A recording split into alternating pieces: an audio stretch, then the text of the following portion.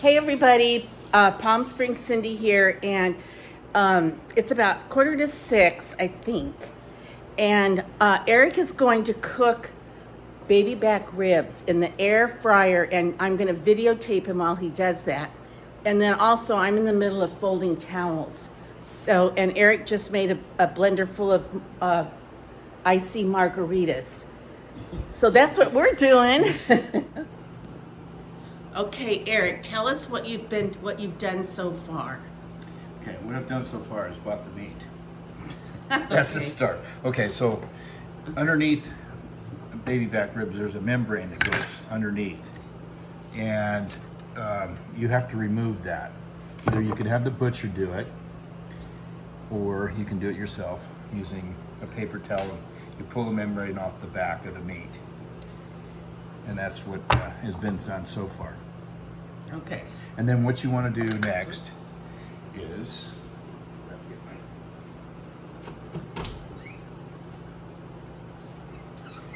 you want to put a binder, and I use mustard, and everybody's going to go, ooh, mustard. But no, you won't taste it. So nothing, it doesn't have to be a fancy mustard. No, just plain Kraft cheapy mustard. So what you do is you put that on top, just like that, rub it in. Rub it in, rub it in. Mm-hmm. And before you did all this, you had already washed your hands. Yes. Because that's the #1 Girl Scout rule. Yes, Girl Scout rule, and that's the #1 chef rule. That's what they teach you in school. So you put it on both sides.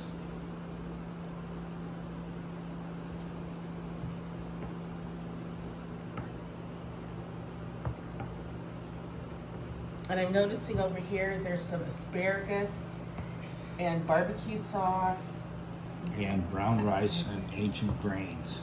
So, is that one of those ancient grains where you pop it in for 90 seconds? Yes. All right. Those are so good. Okay, after you've done that,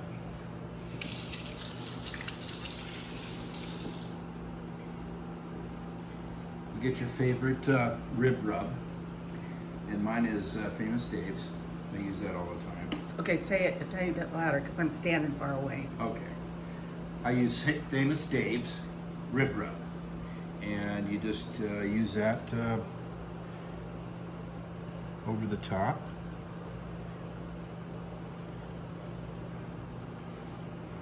Nice. And what the mustard does, it holds it onto the meat so it doesn't come off. So it looks like you're just pressing it in. Yeah, just pressing it in. And we're going to do that on both sides. Okay. Now let me take a close-up of rib rub. Okay, good. And this brown rice. That's is just good. the one I use. You can use, there are hundreds of brands. Okay, and I am walking over to the microwave because we have 10 seconds and then Poppy's dinner's gonna be ready. So I wanna get that out of the microwave, and here it comes. So I microwaved her some thighs, or tenders, frozen tenders. Okay, now I've cut the ribs in half. Oh yeah. And these are a little bit thicker than the ones I cooked last time, so I'm going to put them in about 5 more minutes. So about 35 minutes. Okay. And Okay. so now I'm going to shut it down, and it's all set. Okay, Eric, what stage are you in now? Okay, so we've covered the meat up. We did our binder. We put the seasoning on, and now I'm going to be cutting the rack in half to fit in our 6-quart air fryer. Awesome. And I'm preheating the air fryer 400 degrees and for 30 minutes. Okay. Now the timing on this is between 20 and 40 minutes, depending on the thickness of the meat. So I'm gonna put this one at about halfway through the 2, and we'll check it with a thermometer to make sure that the meat is at the proper temperature. Now, It wait should be about 165. Wait, just a minute. Do you mean that Palm Springs Cindy owns a cooking thermometer? Yes, he does. Why are you hesitating? I thought you've used it before. You have used it Yeah, before. yes, It's I down have. there. Yeah, it's down Ay, there. chicaramba. Okay. Yeah, it's not. Because even though you guys know I don't cook, I could. I really could. Okay, so we're gonna wait for it preheats. Yes, it's almost Okay, ready. Eric, how long have the ribs been in? They've been in 30 minutes Okay. because these are a little thicker. So now we're gonna, for the last 5 minutes, we're gonna show the ribs in the air fryer. And what we're gonna do is we're gonna put a little barbecue sauce on each one of them. Yeah, really, that wasn't a lot. And then, well, we can always add. Okay. And we're gonna spread that around a little bit.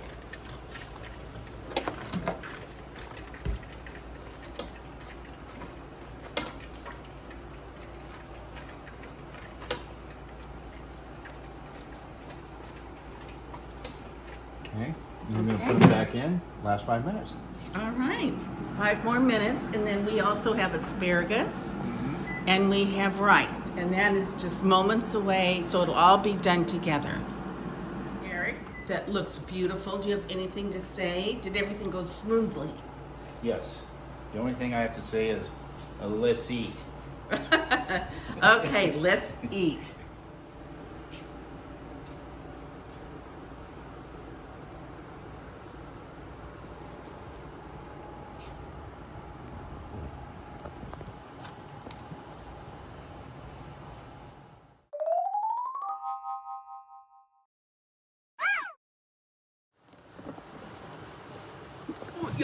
Now, one of the comments was, how come Eric just looks straight ahead? He never looks at you. And I was like, I said, oh, that interesting observation. Well, I have to do that for a reason.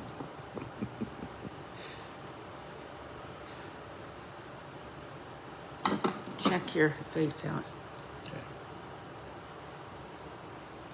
That's far enough back. I don't. Yeah. Okay. I got the kind of the rough beard look. No, you don't. Looks good. Okay. All right. Okay. Good enough.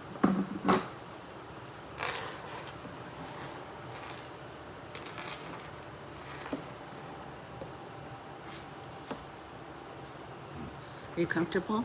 Yes. Okay, I'm going to start out. Okay. Oh, crap, it's been flowing. Oh, well.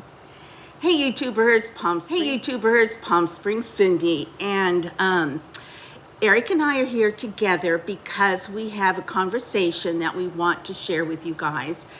Actually, on my last video, the Get Ready With Me and Eric, you guys had some very interesting input.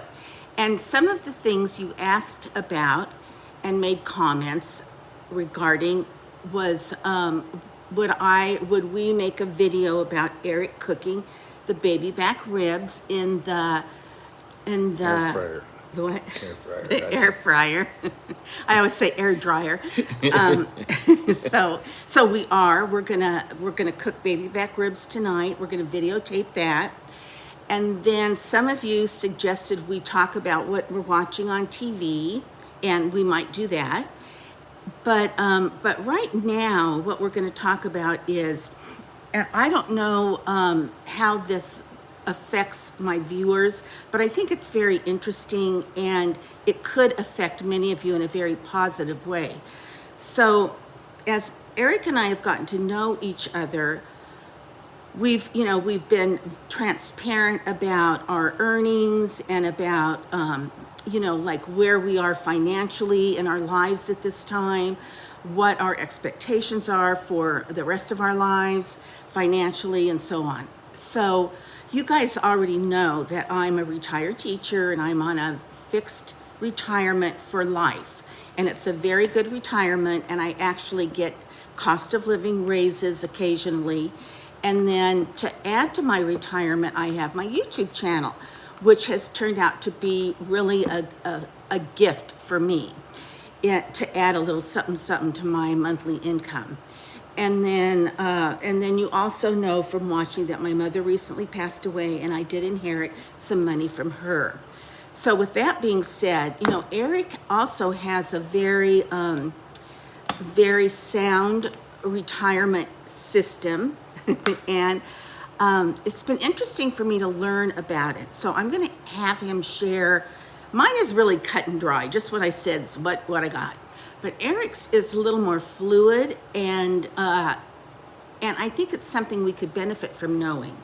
So to start out, like Eric, when you were young, what did you major in? What was your first job?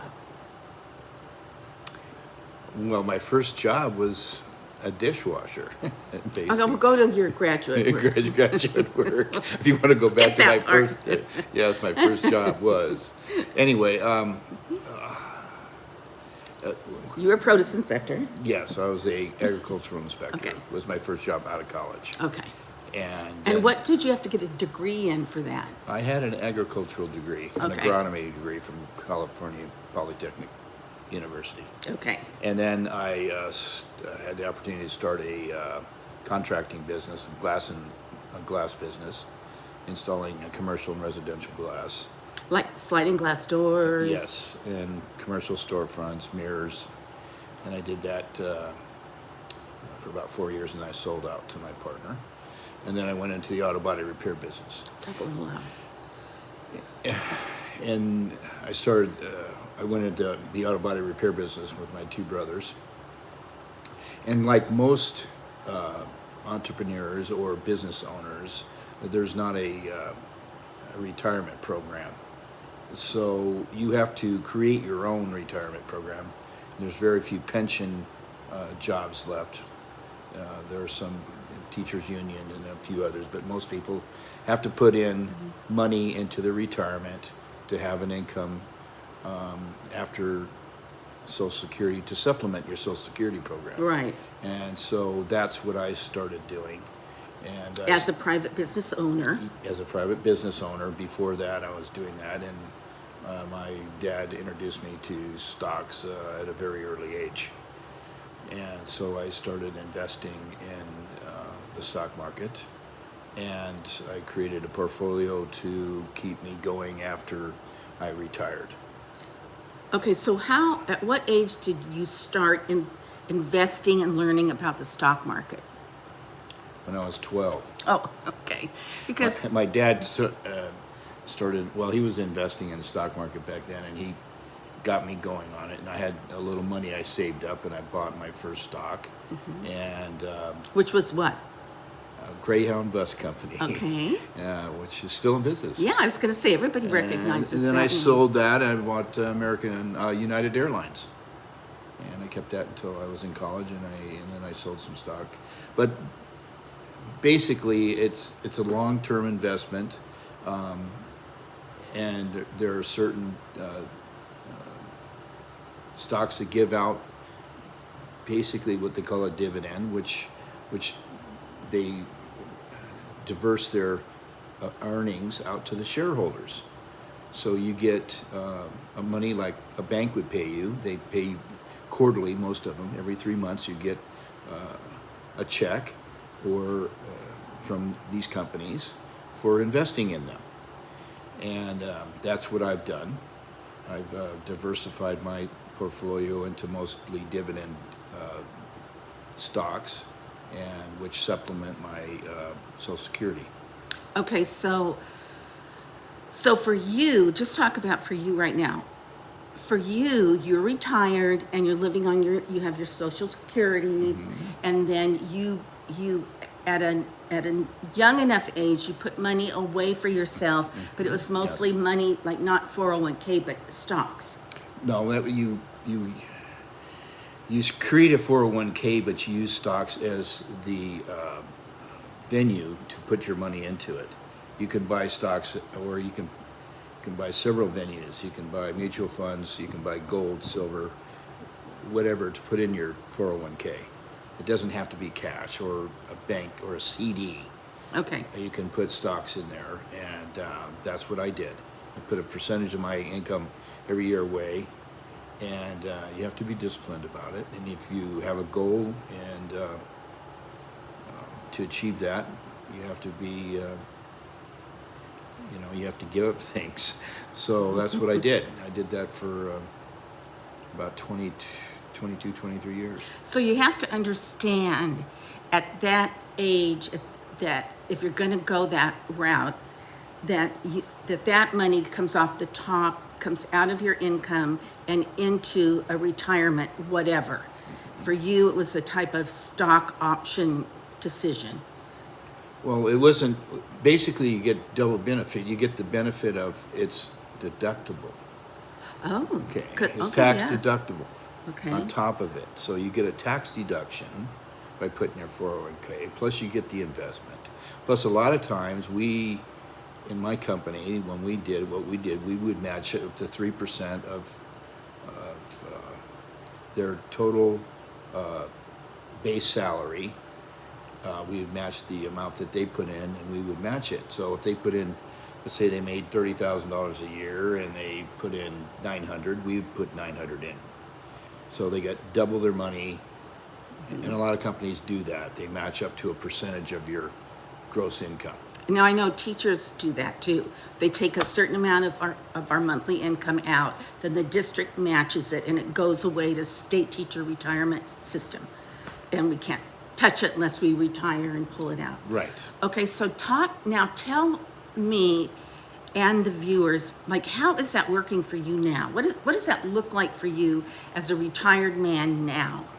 Well, there's certain, what you have to, as we're older, your risk tolerance goes down. When you're young, you can take a loss, you can do this and that. Well, when you get up to our age and you're into a retirement age and you're taking Social Security, you don't want to take as much risk Right. anymore. And so what I did is I take what I call my high value or high flyer stocks, and I've converted them all and bought dividend producing stocks, solid companies. Some of my holdings are ExxonMobil, Verizon, AT&T, ConocoPhillips, Philip Morris. So you took those and you changed it from one Yes, venue to a different yes, one. you can make more money, and I own Microsoft and Qualcomm, and those are basically tech stocks, and they have a higher volatility. That means they go up fast and they can come down fast. And so the steady Eddies are ExxonMobil and AT&T and Verizon, and they stay pretty much, and they give you a consistent dividend.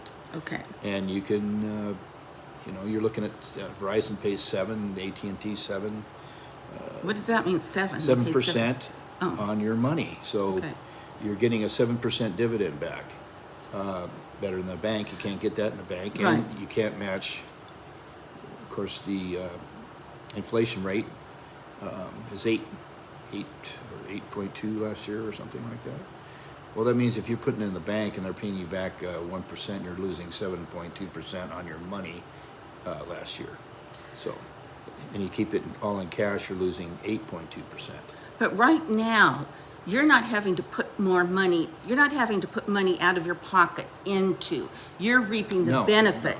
No. After a certain age, you have to start taking money out of your 401k. What age is that? I believe it's 60, Like 62, no, 65? I think it's 65, 66. Oh, kind of like Social Security. Yes. Okay. It's basically you have to start taking some out. Okay. And So and then that, of course, yes, and then let me finish, sweetie. You can also, and you have to pay once you take those dividends, once you're reaping those dividends, of course are income. So you're going to pay federal income tax and state income tax on those dividends, and so you have to keep in mind that. So, but you have to have confidence, and I have, in the U.S. economy over the years. And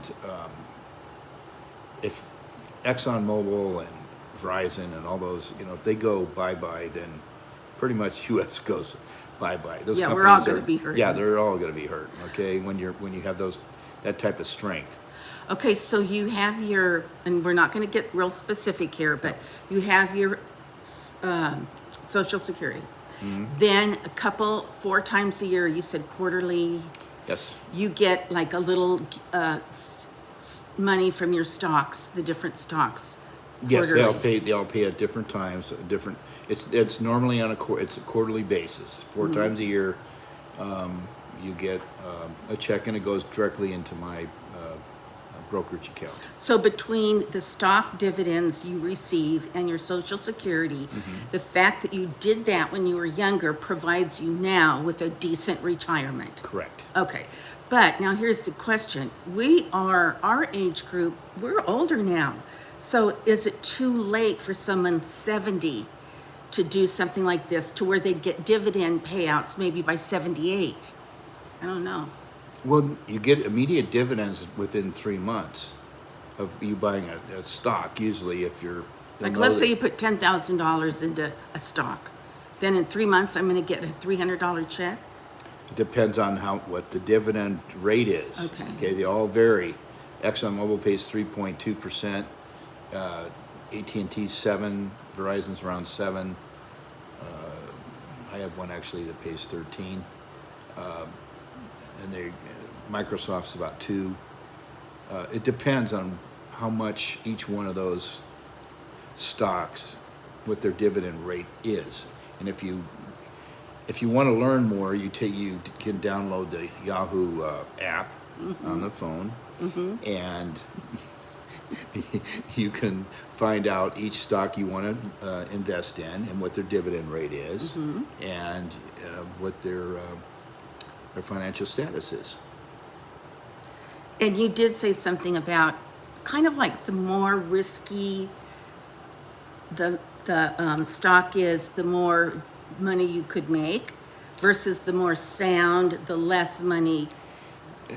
Usually your high flyers where you can make technological stocks like Microsoft, Qualcomm, they fluctuate up and down at a higher rate. They go up fast and they can come down fast. So they're more of a risk. So what you have to ascertain when you first start doing this is what your risk tolerance is. Your age is a big factor into it. The younger you are, the more risk you can take, because you have more chance to recover if something happens. Right. I've had some not so good stuff, and I've had some really good stuff. So you just have to evaluate it and learn as much as you can. Okay. And And you said you go online to learn about it. you can go online and learn about it. You go to YouTube, and Okay. you learn a Yeah, lot. YouTube. Okay, YouTube has just about everything you want to know. I'm just telling you from my experience, because I didn't have the opportunity to have a pension. When I worked for the state, I did have a pension. I didn't stay with them long enough to reap that benefit. But when you're a private businessman person, you have to create your own. Right. Well, thank goodness you did, and didn't just think my Social Security will be fine. No, you can't live on Social Security. Everybody knows that. It's just impossible, even if you had 2 of them. Okay. All right. That's the end of this segment of the video, but we're going to still we actually have video, I think I mentioned, from last night's dinner. Yes. And then from tonight's dinner. I'll videotape while Eric cooks. Yes, So we're doing ribs tonight. We're doing ribs and rice and asparagus. Asparagus. And last night we had boneless, skinless chicken thighs in the Air fryer, corn on the cob, which was so delicious, microwaved in the husk.